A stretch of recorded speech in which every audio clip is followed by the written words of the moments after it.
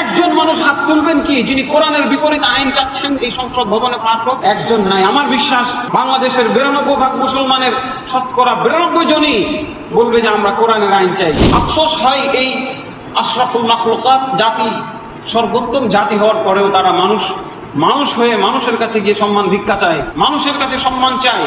আজও মানুষ বলে এদেশের জনগণ যাদেরকে চাইবে, এদেশের জনগণ যাদেরকে রাষ্ট্র ক্ষমতায় বসাবে, ঠিক আপনার এই বিবেক, আপনি মুসলমান, আপনি বলতে পারছেন না আল্লাহ রাব্বুল আলামিন যাকে রাষ্ট্র ক্ষমতায় বসাবে? জনগণ কি ভালো মন্দ বুঝে নাকি? এক কাপ চায় বিক্রি হয় জনগণ, হ্যাঁ না ভুল বললাম? এক কাপ চায় যে জনগণ বিক্রি হয়, এত বড় রাষ্ট্র ক্ষমতা কে চালাবে সে নির্ধারণ করতে পারে না। দেশে বহু আলেম ওলামা রয়েছে যারা জ্ঞান রাখেন, যারা দূরদর্শিতা রাখেন এই দেশের সার্বভৌম ক্ষমতা রক্ষা কিভাবে করতে হবে তারা জানেন ভালো। তাদের বাপদাদা মরে গেছে এই দেশকে স্বাধীন করার জন্য, আপনি ভুলে যাচ্ছেন কেন? এই দেশ মুসলমানের দেশ। এই দেশ যদি বাঙালিদের দেশ হতো তাহলে কলকাতার বাঙালিরা ভারতীয় কেন? আল্লাহ রাব্বুল আলামিন বলছেন আয়াবগুনা ইনদাহুমুল ইজ্জাহ ফাইন্নাল ইজ্জাতা লিল্লাহি জামিআ। তারা কি মানুষের কাছে সম্মান চেয়ে বেড়াচ্ছে নাকি? বলে দাও আমি আল্লাহর কাছেই রয়েছে সকল সম্মান। বলুন সুবহানাল্লাহ। আবার বলছি, দেখুন কার কাছে সম্মান রয়েছে? আল্লাহর কাছে। الذين آمنوا اتقوا الله وقولوا قولا سديدا يصلح لكم أعمالكم ويغفر لكم ذنوبكم ومن يطع الله ورسوله فقد فاز فوزا عظيما.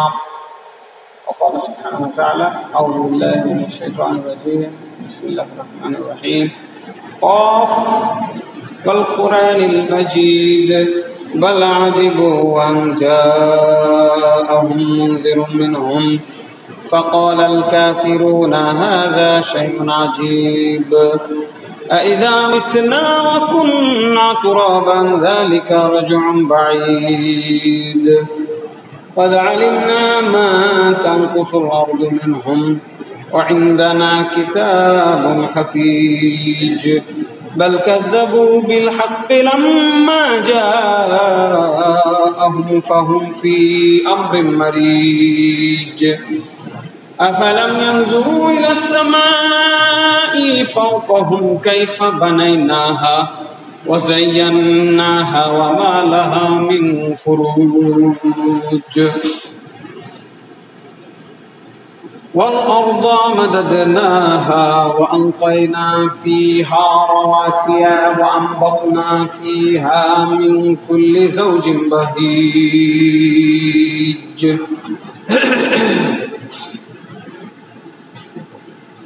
تبصرة وذكرى لكل عبد منيب ونزلنا من السماء ماء مباركا فأنبطنا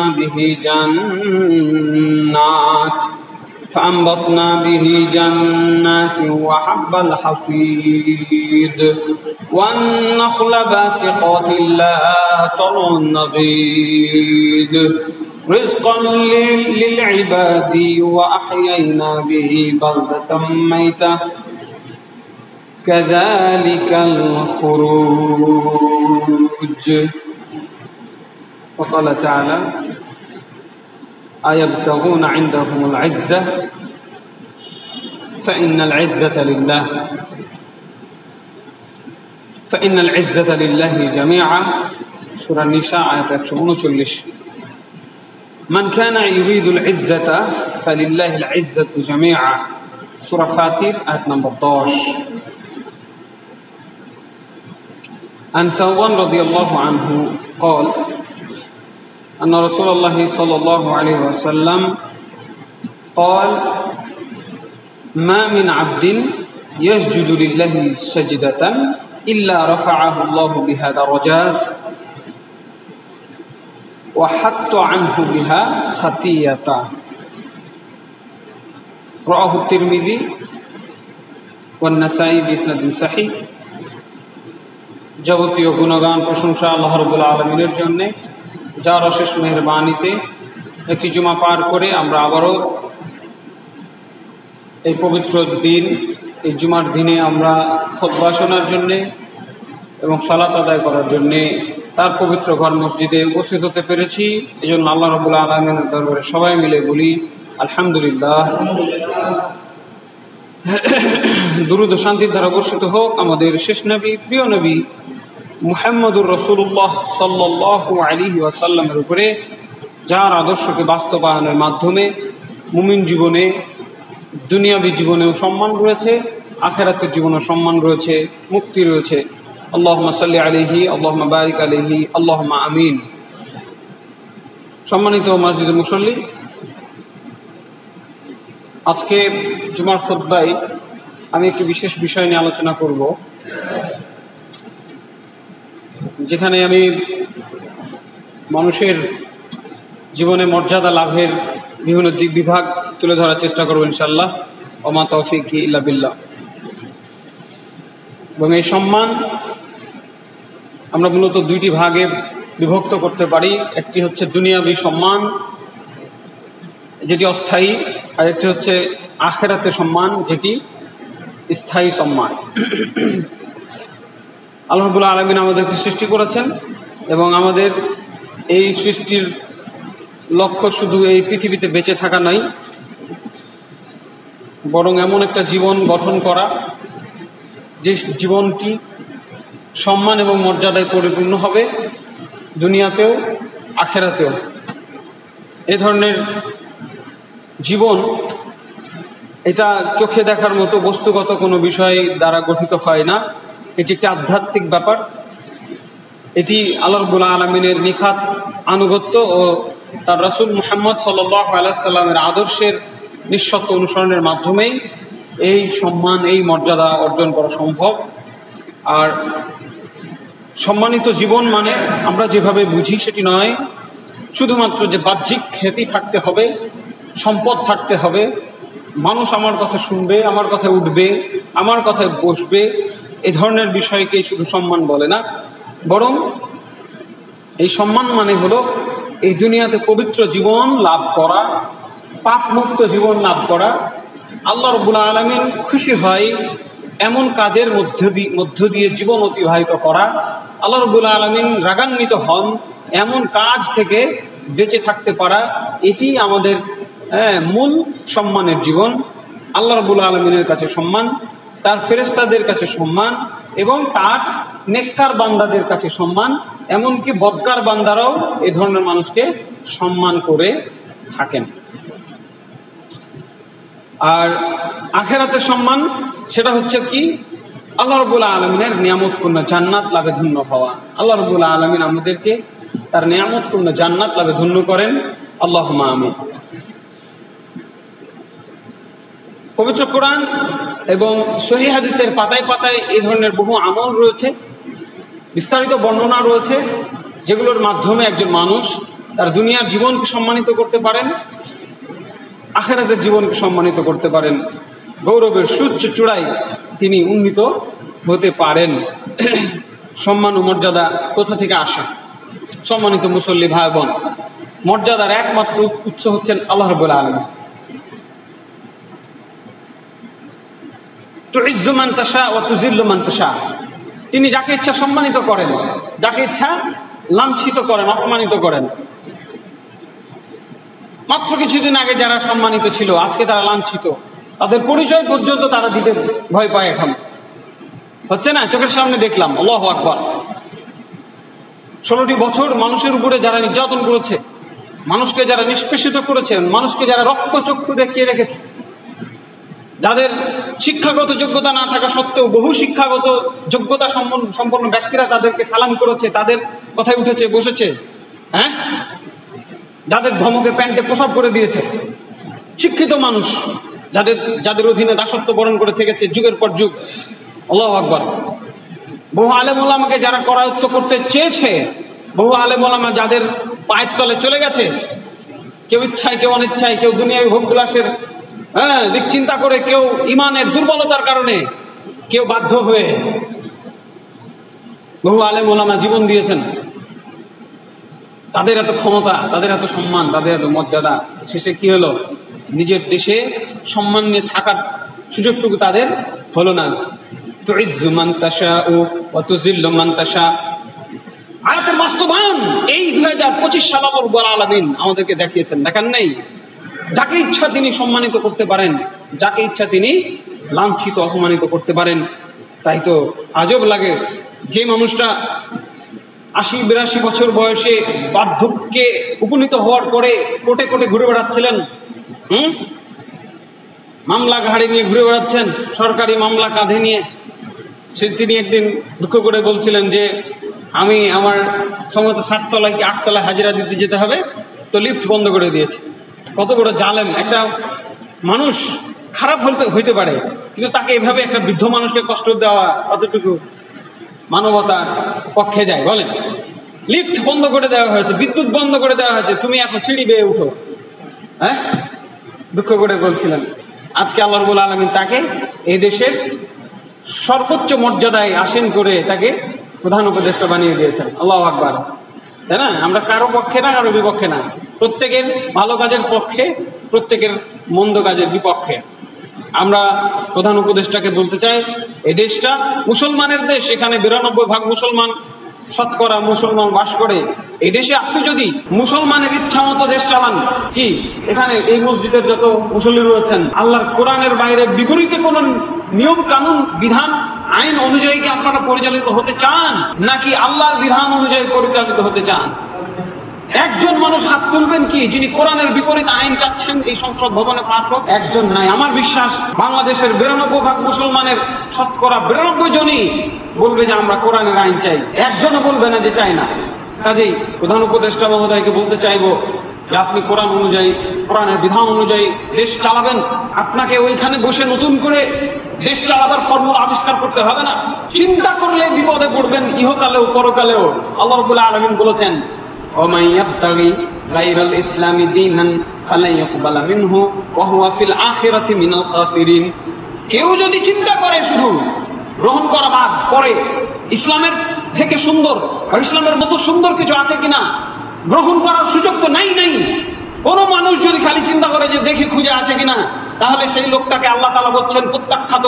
সে হোক শেখ মুজিব, সে হোক শেখ হাসিনা, সে হোক জিয়াউর রহমান, সে হোক খালেদা জিয়া, সে হোক তারেক রহমান, সে হোক প্রফেসর ডক্টর ইউনূস, সেটাই হোক না কেন, যখনই চিন্তা করবে ইসলামের থেকে বেটার নবী মুহাম্মদ সাল্লাল্লাহু আলাইহি ওয়াসাল্লাম যে রাষ্ট্র ব্যবস্থা রেখে গেছেন, আবু বকর রাদিয়াল্লাহু আনহু খলিফাতুল মুসলিমিন হিসেবে যে রাষ্ট্র পরিচালনার বিধি অনুসরণ করে গেছেন, ওমর ইবনুল খাত্তাব রাদিয়াল্লাহু আনহু যে ধারায় রাষ্ট্র পরিচালনা করে গেছেন, ওসমান বিন আফফান, আলী বিন আবি তালিব, 4 জন খলিফা যাদেরকে খোলাফা আর রাশিদিন আল মাহদিয়িন বলা হয়, যাদের অনুসরণের মাধ্যমে রয়েছে জান্নাত। আল্লাহু আকবার।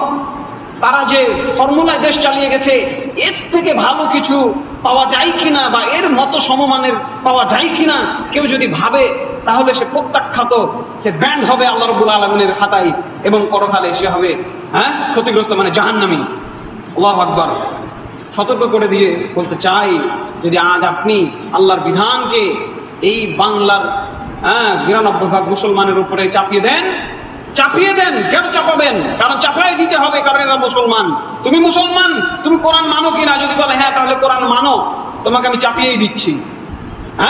তুমি তো নিজে বলেছো আমার সংবিধান কোরআন, এখন তুমি মানবা না? মানে রাষ্ট্র ক্ষমতায় বসে আপনাকে জনগণের উপরে কোরআনের বিধান বাস্তবায়ন করতে হবে, তাহলে আপনি দুনিয়াতে সম্মানিত হবেন। আর যদি বিপরীতে চিন্তা করেন, করছেনও বটে, বাধ্য, যেহেতু বিশ্ব মোড়লরা, বিশ্ব রাজনীতি টালমাটাল অবস্থা, আল্লাহর কাছে দোয়া চান, আল্লাহর কাছে সাহায্য চান, আল্লাহ তাআলা আমাদের সাহায্য করবেন, সম্মানিত করবেন ইনশাআল্লাহ। কাজে ভুলে গেলে হবে না। সম্মান কে দিতে পারেন? আল্লাহ রাব্বুল আলামিন। সম্মান কে কেড়ে নিতে পারেন? আল্লাহ রাব্বুল আলামিন। আজকে যারা সম্মানিত তারা আজকে লাঞ্ছিত, আজকে যারা লাঞ্ছিত তারা হঠাৎ করে সম্মানিত। আবার পরিস্থিতি উল্টে যেতে পারে, এজন্য কখনো খবরদার অহংকার করা যাবে না। জোর যার মুল্লুক তার, এই ধরনের মনোভাবে যাওয়া যাবে না। আর সম্মানের জন্য কার কাছে চাইবো? আল্লাহ রাব্বুল আলামিন। সম্মান দেওয়ার একমাত্র মালিক আল্লাহ রাব্বুল আলামিন। তিনি যাকে ইচ্ছা তাকে সম্মান দিতে পারেন, যাকে ইচ্ছা তাকে লাঞ্ছিত করতে পারেন। বাড়িতে লিখে রাখবেন, প্রতিদিন ঢোকার সময় যাতে দেখতে পান, হৃদয়ে লিখে রাখবেন, আল্লাহ যাকে ইচ্ছা তাকে সম্মান দেন, যাকে ইচ্ছা তাকে লাঞ্ছিত করেন। টাকা পয়সা দিয়ে হারাম পথে টাকা উপার্জন করে সম্মানিত হব, এই মনোভাব থেকে বের হয়ে আসতে হবে।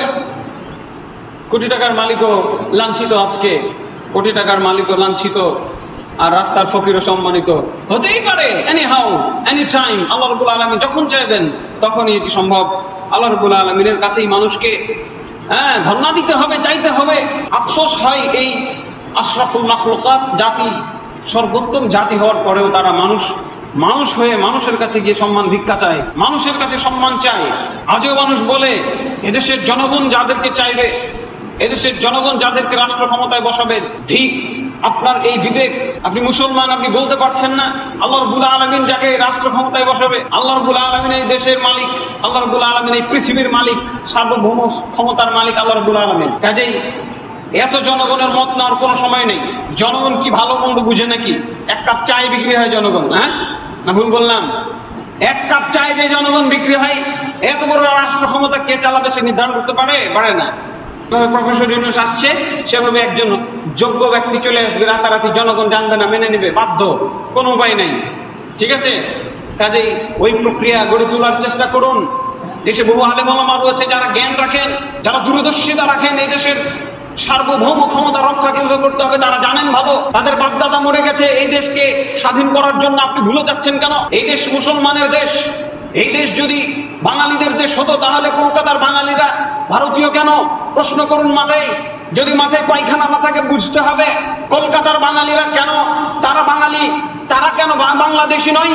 তারা বাঙালি, তারা বাংলাদেশি নয়, ভারতীয়, কারণ তারা হিন্দু, তাই তারা ভারতীয়। আমরা বাঙালি, আমরা বাংলাদেশি কেন? কারণ আমরা মুসলমান, তাই বাংলাদেশি। এটা মাথায় রাখতে হবে। এই দেশ মুসলমানের দেশ। এই দেশে বহু আলেম ওলামার রক্ত গেছে। এই ইংরেজদের থেকে শাসন থেকে মুক্ত হওয়ার জন্য বহু আলেম ওলামার রক্ত গেছে। এই দেশকে আবার ওই হিন্দুদের থেকে আলাদা করার জন্য বহু মানুষের রক্ত গেছে, বহু মুসলমানের রক্ত গেছে। আপনি আজকে এই দেশকে পরিচালনা করবে, এটার জন্য আপনি আবার বাইরের কারো ইশারা ইঙ্গিতে কাজ করবেন? হতে পারে না। কাজে সম্মানিত হতে গেলে অবশ্যই আল্লাহর কাছে ফিরে আসতে হবে। আল্লাহ রাব্বুল আলামিন বলছেন, আয়াবগুনা ইনদাহুমুল ইজ্জাহ ফাইন্নাল ইজ্জাতা লিল্লাহি জামিআ। তারা কি মানুষের কাছে সম্মান চেয়ে বেড়াচ্ছে নাকি? বলে দাও আমি আল্লাহর কাছেই রয়েছে সকল সম্মান। বলুন সুবহানাল্লাহ। আবার বলছি, দেখুন কার কাছে সম্মান রয়েছে? আল্লাহর কাছে। কাজেই ওই ভারতের দিকে তাকিয়ে থেকে হবে না, ওই আমেরিকার দিকে তাকিয়ে থেকে হবে না। এরা কেউ ভালো মানুষ না, এরা কেউ ভালো মানুষ না। আমেরিকা অস্ত্রের ব্যবসায়ী, দুই দেশ যুদ্ধ লাগবে, সে দুই দেশের কাছে অস্ত্র বিক্রি করবে। কথা বুঝছেন না? মাথা ঘামাইতে হবে, মাথা কাজে লাগাইতে হবে। আর ভারত সে গোটা বাংলাদেশটাকে দখল করতে চায়, কারণ সব দিকে ভারত, একদিকে বঙ্গোপসাগর, সে চুষে চুষে খেতে চায় এই দেশটাকে। অতএব খবরদার ঢোকায় পা দিবেন না। সকল ক্ষমতার মালিক আল্লাহ, সকল সম্মানের মালিক আল্লাহ। আল্লাহ চেয়েছেন বলেই আজকে আমরা বাংলাদেশ স্বাধীনভাবে টিকে আছি। তিনি যদি না চাইতেন তাহলে আমরাও ওই ভারতের দাসত্ব বরণ করতে বাধ্য হতাম। এবং ফর্মুলা কিন্তু সেভাবেই রেডি ছিল, হয়েই গেছিল, হইতে পারে নাই, কারণ আল্লাহ রাব্বুল আলামিন চান নাই, তাই হয় না। কাজে আল্লাহর উপর ভরসা রাখুন, আল্লাহ তাআলা আমাদেরকে সম্মানিত করবেন। তার হাতেই সকল সম্মান রয়েছে।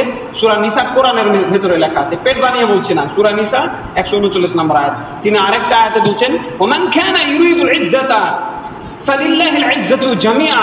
যে ব্যক্তি সম্মান চাইছে জেনে রাখুক যে সকল সম্মানের মালিক হচ্ছেন আল্লাহ রাব্বুল আলামিন।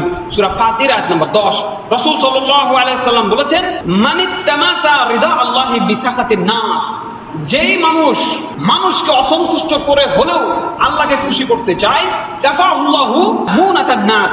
আল্লাহ রাব্বুল আলামিন তাকে মানুষের যাবতীয় ক্ষতি থেকে রক্ষা করবে। বলুন আলহামদুলিল্লাহ। কেউ যদি আল্লাহকে খুশি করার জন্য মানুষকে অখুশি রাখে, মানুষ নারাজ হচ্ছে, কিন্তু আল্লাহ খুশি হোক মানুষ নারাজ, মানুষের সব ক্ষতি থেকে আল্লাহ তাআলা তাকে রক্ষা করবেন।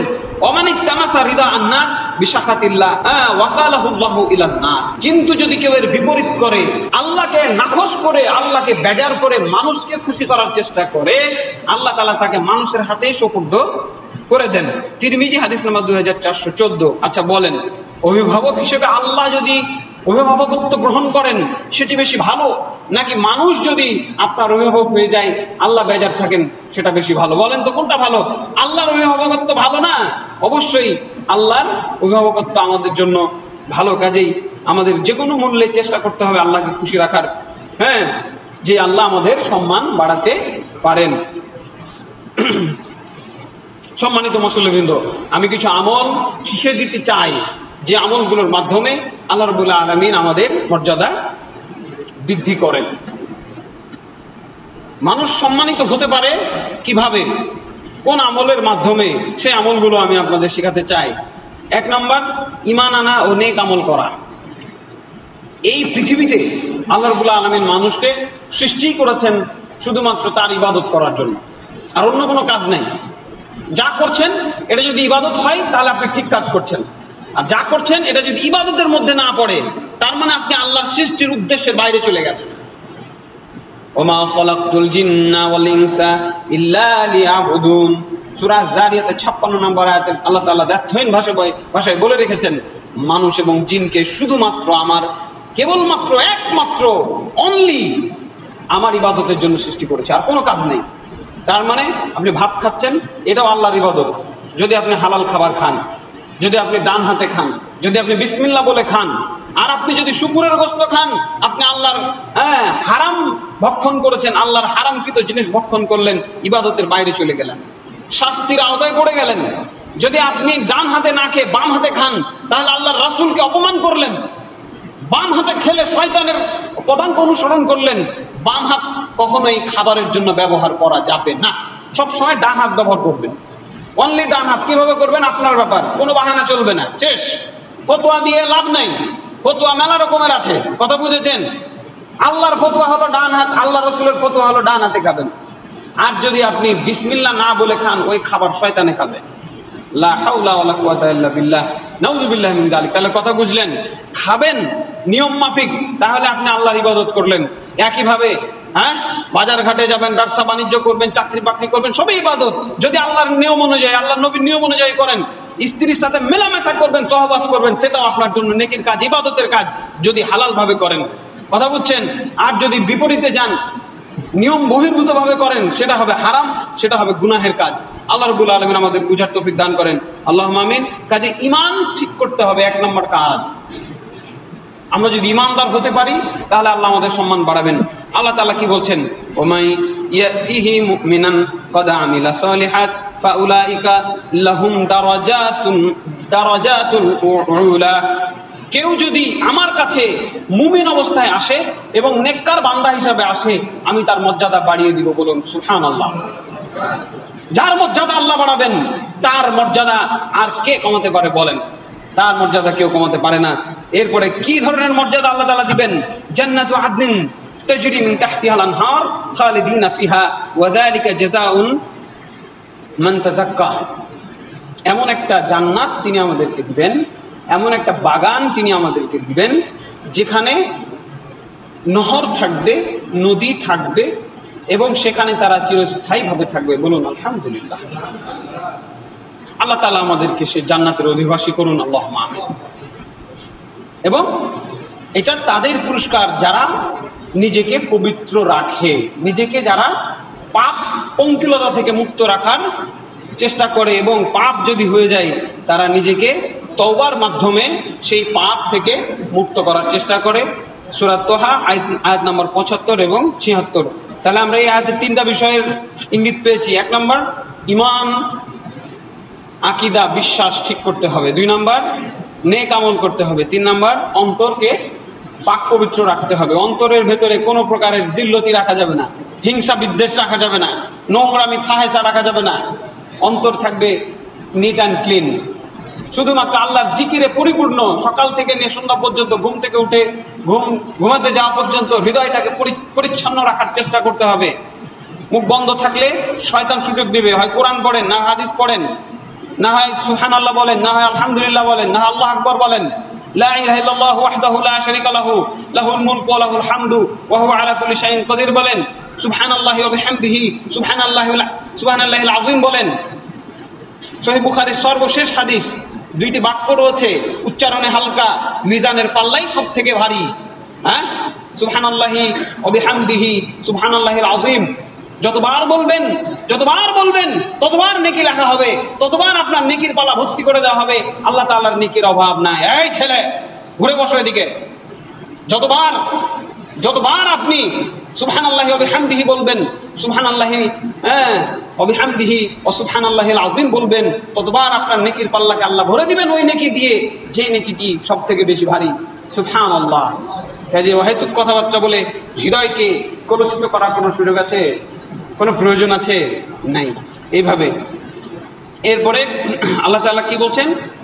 ইন্নামাল মুমিনুনা আল্লাযীনা ইযা যুকিরাত আলাইহিম আয়াতিনা, ওই সকল মুমিন তো তারাই যাদের সামনে যখন আমার আয়াতকে তেলাওয়াত করা হয়, যাদাতহুম ঈমানা, তাদের ঈমান বৃদ্ধি পেয়ে যায় এবং তারা আল্লাহর উপরে ভরসা রাখে, তারা সালাত আদায় করে ঠিক মতো এবং আল্লাহ তাদের যে রিজিক দান করেছেন হালাল রিজিক থেকে তারা ভক্ষণ করেন। তাহলে কি কোরআন পড়বে তাদের একটা বৈশিষ্ট্য। 2 নম্বর কি, কোরআন পড়লে হৃদয় বিগলিত হবে, ঈমান বেড়ে যাবে। আজকে আমাদের কোরআনে যে কি পড়ে বাচ্চারা, সেও বুঝে না, যে শুনে সেও বুঝে না, গুনুর মুনুর করেন। কোরআনকে এগুলো অপমান করা। আমি তাদের মতো অভিনয় করে দেখাতে চাচ্ছি না, কারণ যে ভাবাবেগ তৈরি হচ্ছে এটা এখন নষ্ট হবে। আমি শুধু বলতে চাচ্ছি যে কোরআন তেলাওয়াতের মহড়া আমাদের সমাজে চলছে, এগুলো আল্লাহর কাছে কবুল হবে বলে আমার কাছে মনে হচ্ছে না। কোরআন তেলাওয়াত হবে, তেলাওয়াতকারীরও মাথা খারাপ হয়ে যাবে, যে শুনবে তারও মাথা খারাপ হয়ে যাবে, ঈমান বেড়ে যাবে ভয়ে। যেগুলো কি শুনছি, সাহাবীরা ভয়ে কাঁদতে লাগতেন, হর্র সুজ্জাদাও, কাঁদতে কাঁদতে সিজদায় লুটিয়ে পড়তেন কোরআন পড়ার কারণে। আর ওই কোরআন পড়ে আমাদের কিছু হয় না। কেন হয় না? কারণ বুঝি না, বুঝতে হবে। আর কি, তারা সালাত আদায় করে আর হালাল খায়। কোনো হারাম খোরের জন্য এই মর্যাদা নাই, হালাল খাইতে হবে। তাহলে আল্লাহ কি বলছেন? উলাইকা হুমুল মুমিনুনা হাক্কা, এরই হলো সত্যিকার মুমিন। তাহলে মুখ দিয়ে উচ্চারণ করলে আমি মুমিন বান্দা, খাঁটি মুমিন, লাভ নাই। হাক্কা মুমিন হইতে হবে। কথা বলছেন? খাঁটি মুমিন, খাঁটি মুসলমান হইতে হবে। মুসলমানের ভেতরে ভাগ আছে, আছে না নাই? ভাগ আছে। যদিও এক হওয়া উচিত ছিল, কিন্তু আমরা যদিও বলি যে মুসলমান এক হয়ে যাও, সব মুসলমান এক হয়ে যাওয়া উচিত না, কখনো কোশ্চেন কালে মুসলমান এক হবে না। মুসলমান 2 রকমের আছে, থাকবে খাঁটি মুসলিম আর ভেজালওয়ালা মুসলিম। কথা বুঝেছেন? এইভাবে মুমিনও থাকবে 2 রকমের, ভেজাল মুমিন আর খাঁটি মুমিন। আল্লাহ তাআলা কি বলছেন? উলাইকা হুমুল মুমিনুনা হাক্কা। তাহলে কাজ শুরু করবেন না আজকে থেকে? আজকে থেকে কাজ শুরু করতে হবে। যদি আপনার মাথায় কাজ করে যে আমি হতেও পারে যে খাঁটি মুমিন হতে পারি নাই, কথা বুঝছেন? কোরআন পড়লে আমার কোনো ভাবাবেগ তৈরি হয় না, কোরআন পড়লে আমার মাথা খারাপ হয় না, কোরআন পড়লে আমার চিন্তা ফিকির হয় না, কোরআন পড়লে আমার কোনো নির্দেশনা কাজ করে না। কাল যেমন ছিলাম আজও তেমন আছি। খুতবা শোনা পর্যন্ত ইমামের দিকে চোখে চোখ রেখে তাকিয়ে থাকি, অপলক নয়নে, চোখের পলক পড়ে না, কেমন যেন লাগে। কিন্তু বাসায় গেলে আবার সব চেঞ্জ হয়ে যায়। জি না, আপনাকে কাজ করতে হবে, ব্রেন খাটাইতে হবে যে না কোনো জায়গায় একটু গ্যাপ রয়েছে মনে হয়, তাহলে আপনি পথ পাবেন, তাহলে আপনি কোরআন পড়ে ভালো লাগবে, আপনাকে মজা পাবেন আপনি। এইটাই আল্লাহ তাআলা বলছেন, লাহুম দারাজাতু ইনদা রাব্বিহিম ওয়া মাগফিরাতু ওয়া রিজকুন কারীম। তখন যখন এরকম ভাবাবেগ তৈরি হবে, যখন খাঁটি মুমিন হতে পারবেন, তখন আল্লাহ বলছেন এদের জন্য রয়েছে মর্যাদা। বলুন আলহামদুলিল্লাহ। সবার জন্য নয়, এদের জন্য রয়েছে ক্ষমা, যা পাপ করেছে যাও মাফ করে দিলাম। এদের জন্য রয়েছে স্পেশাল খানাদানা, এদের জন্য আল্লাহ তাআলা সম্মানজনক রিজিকের ব্যবস্থা রেখেছেন জান্নাতের মধ্যে। আল্লাহ রাব্বুল আলামিন আমাদেরকে ক্ষমার অধিকারী করেন, আল্লাহুম্মা আমিন। জান্নাতের অধিকারী করেন, আল্লাহুম্মা আমিন। এবং সম্মানিত রিজিকেরও অধিকারী করেন, আল্লাহুম্মা আমিন। সূরা আনফাল আয়াত নম্বর 2 থেকে 4। ওমর ইবনে খাত্তাব রাদিয়াল্লাহু আনহু বলছেন, ইন্না কুন্না আযাল্লা কওমিন। ওমর ইবনে খাত্তাব জেনেন কিনা দ্বিতীয় খলিফা ছিলেন, রাসূল মুহাম্মদ সাল্লাল্লাহু আলাইহি ওয়াসাল্লামের শ্বশুর ছিলেন। হাফসা রাদিয়াল্লাহু আনহা ছিলেন তার মেয়ে। হাফসা রাদিয়াল্লাহু আনহার সাথে বিয়ে হয়েছিল আমাদের নবী মুহাম্মদ সাল্লাল্লাহু আলাইহি ওয়াসাল্লামের। সেই দিক থেকে হাফসা রাদিয়াল্লাহু আনহা আমাদের মা হলেন, উম্মুল মুমিনিন হলেন।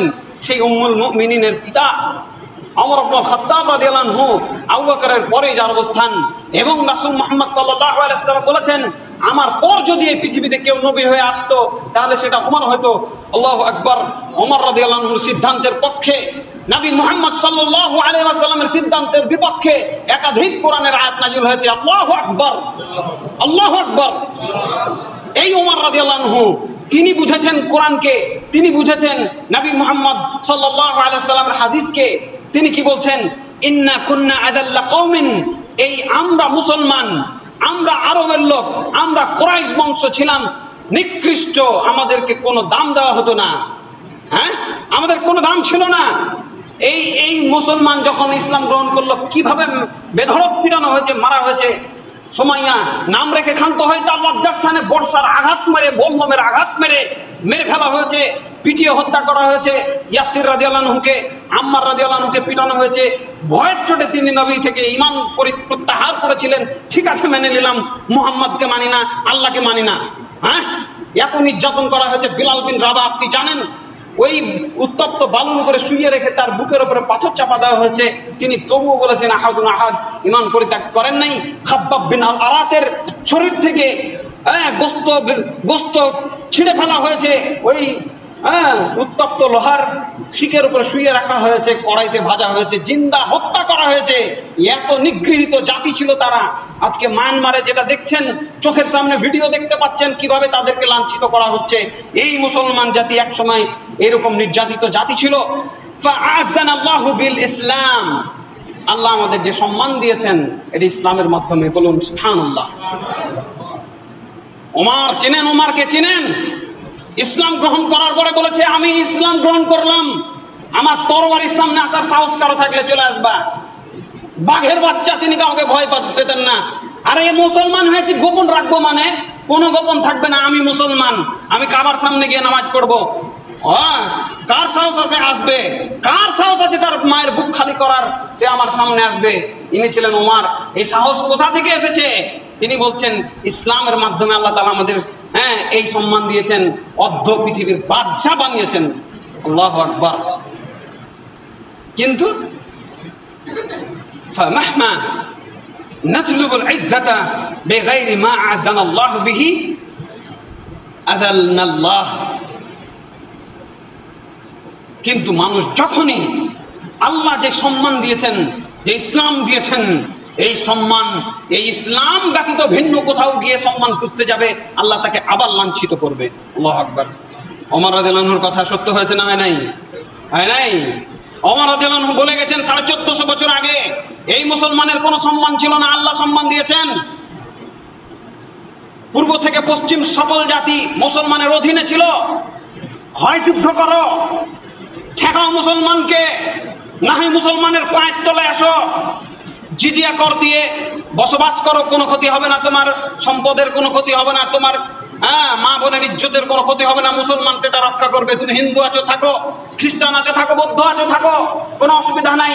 হয় তুমি যুদ্ধ করে আমাকে পরাজিত করো, আর না হয় আমারও অধীনে থাকবে। সারা বিশ্ববাসী মুসলমানের অধীনে ছিল। আল্লাহু আকবার। ফিলিস্তিনের চাবি ডেকে এনে দিয়ে দিলাম ফিলিস্তিনের মসজিদুল আকসার চাবি ওমর রাদিয়াল্লাহু আনহুর হাতে। আজকে সেই জায়গা দখল হয় নাই? সেই জায়গায় বসে আমার মা বোনকে রক্তাক্ত করা হচ্ছে না? আজকে সেই জায়গায় বসে আমার মা বোনের ইজ্জত লুণ্ঠিত হচ্ছে না? আজ বিশ্বব্যাপী মুসলমানরা মুখে কুলুপেটে বসে আছে, হাতে চুরি করে বসে নাই, কিছুই করার নাই। চোখের সামনে আপনাকে মেরে ফেলা হচ্ছে, আপনার কিচ্ছু করার নাই। তাহলে আমাদেরকে কোথায় ফিরতে হবে? সম্মান পেতে গেলে ইসলামের কাছে ফিরে আসতে হবে। মুস্তাদরাক আল হাকিম হাদিস নম্বর 207। এরপরে 2 নম্বর যে বিষয়, সেটা হচ্ছে সালাতের প্রতি শ্রদ্ধাশীল হতে হবে, যত্নশীল হতে হবে। নামাজ পড়তে হবে ঠিকঠাক মতো। মন চাইলে পড়লাম, না চাইলে বাদ দিলাম, যখন মন হলো আসলাম, যখন মন হলো আসলাম না। এরকম করা যাবে না। নামাজের প্রতি একটা যত্নশীল মনোভাব তৈরি করতে হবে। আন সাওবান রাদিয়াল্লাহু আনহু قال, সাওবান রাদিয়াল্লাহু আনহু এক সাহাবী, তিনি বলছেন রাসূল সাল্লাল্লাহু আলাইহি ওয়াসাল্লাম বলেছেন, মা মিন আবদিন ইয়াসজুদু লিল্লাহি সাজদাতান ইল্লা রাফাহু আল্লাহু বিহা দারাজাত। যদি মানুষ একনিষ্ঠভাবে, খালেসভাবে আল্লাহর জন্য একটা সিজদা করে, তাহলে আল্লাহ তাআলা ওই সিজদার বিনিময়ে তার সম্মান বাড়িয়ে দেন। বলুন সুবহানাল্লাহ। সিজদার বিনিময়ে সম্মান বেড়ে যায়। কাজেই এই নামাজের মাধ্যমে সম্মান বাড়ানোর চেষ্টা করবেন। ওয়া হাত্তা আনহু বিহা খাতিয়াতা, এবং এই একটা সিজদার মাধ্যমে আল্লাহ তাআলা তার একটি গুনাহকেও মাফ করে দেন। সুবহানাল্লাহ বলবেন না? তাহলে সম্মান বাড়বে, আবার কি হবে? গুনাহ মাফ হয়ে যাবে। কাজেই 2 নম্বর এই পয়েন্টে আমরা মাথায় রাখবো। তিরমিজি হাদিস নম্বর 388। এরপরে পায়ে হেঁটে মসজিদে আসা। যদিও আমি অনেক দূর থেকে আসি, যে কারণে আমাকে বাইক নিয়ে আসতে হয়, কিন্তু এটা আমার একটা দুঃখের বিষয়, দুঃখ লাগে। যদি মসজিদের পাশে বাসা হইতো তাহলে আমি মোটরসাইকেল নিয়ে আসতাম না, কারণ আমার সময় কোলায় না। আগে নেগেটিভটা বলে নিলাম। কিন্তু আল্লাহ তাআলা কি বলছেন, আল্লাহ রাসূল কি বলছেন? পায়ে হেঁটে মসজিদে আসার জন্য বলছেন। যখন কোনো মুমিন বান্দা একনিষ্ঠ নিয়তে মসজিদের দিকে পায়ে হেঁটে অগ্রসর হয়, তখন তার প্রতিটি পদক্ষেপে আল্লাহ রহমতের দরজা খুলে যায় এবং প্রতিটি কদমে মুছে যায় আগের যত গুনাহ রয়েছে, এবং প্রতি পদক্ষেপে লেখা হয় একটি করে সম্মান। সুবহানাল্লাহ। আবু হুরায়রা রাদিয়াল্লাহু আনহু বলেন, রাসূল সাল্লাল্লাহু আলাইহি ওয়াসাল্লাম বলেছেন, আলা আদুল্লুকুম আলা মা ইয়ামহুল্লাহু বিহিল খাতায়া ওয়া ইয়ারফাউ বিহি দারাজাত। আমি কি তোমাদেরকে এমন একটি আমলের কথা বলে দিব যে আমলের মাধ্যমে আল্লাহ তাআলা মানুষের পাপ মোচন করেন এবং তার সম্মান বাড়িয়ে দেন? তখন সাহাবায়ে কেরাম বললেন, বালা ইয়া রাসূলুল্লাহ, হে আল্লাহ রাসূল, হ্যাঁ আপনি বলেন। তখন তিনি বললেন, কষ্ট হলেও পরিপূর্ণভাবে ওযু করবে, আর বেশি পদক্ষেপ দিয়ে মসজিদে হেঁটে যাবে, এবং এক ওয়াক্ত সালাত আদায়ের পর আরেক ওয়াক্ত সালাত আদায়ের জন্য অপেক্ষা করবে। তাহলে কষ্ট হলেও ওযু করা, একটু বেশি পদক্ষেপ দিয়ে, মানে দূরের মসজিদে যাওয়ার চেষ্টা করা, বাড়ির পাশেরটা না, একটু দূরে যাবেন। তারপরে তবে হ্যাঁ, মসজিদ ডিঙিয়ে যাওয়ার ব্যাপারেও একটা মাসআলা আছে। কাজে যেটা দূরের মসজিদ সেদিকে যান, কাছেরটা না গিয়ে। নিয়ত থাকবে কি আমার যাতে নেকি হয়, তবে মসজিদ ডিঙিয়ে যাবেন না, চেষ্টা করবেন। তারপরে আরেকটা কি, এক ওয়াক্ত সালাত শেষ, আরেক ওয়াক্ত সালাত কখন শুরু হবে এটা নিয়ে প্রতীক্ষায় থাকা। মুসলিম হাদিস নাম্বার 251। এরপরে তিনি বলেন, যে ব্যক্তি বাড়িতে পবিত্র হয়, ওযু করে, মানে এখানে ওযু করবেন না, আজ থেকে ওযু ভেঙে গেছে তখন মসজিদে ওযু করবেন।